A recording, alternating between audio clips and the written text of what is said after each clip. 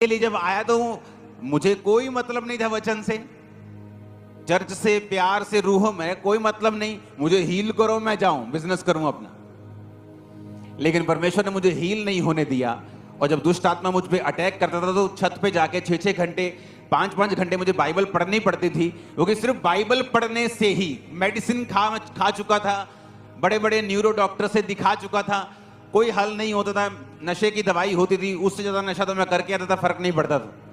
तो मुझे बाइबल पढ़नी पड़ती थी। जैसे जैसे मैं बाइबल पढ़ता रहता था मेरे अटैक कम होते थे।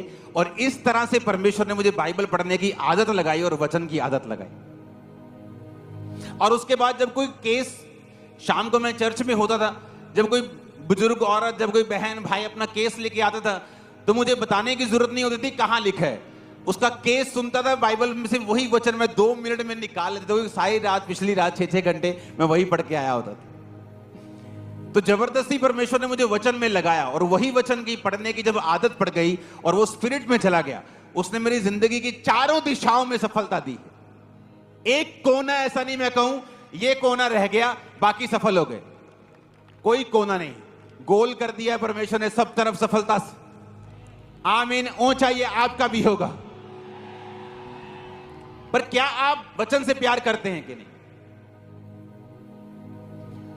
इस मंगलवार को काउंसलिंग डे था, तो बहुत सारे लोग काउंसलिंग के लिए आए थे। तो जब उनके केसेस, आपके सभी केसेस जब आते हैं मेरे पास, तो डिस्कशन होती है कि ये इसने क्या कहा, इसने क्या कहा। बाइबल ये कहती है कि परमेश्वर आपकी लाइफ में जब आप उसको अपना उद्धारकर्ता मान लेते हैं, वो अपनी टाइमिंग से आपकी लाइफ में काम करता है। हालेलुया। पिछले महीने अगर सिर्फ एक YouTube की बात करो तो 2 करोड़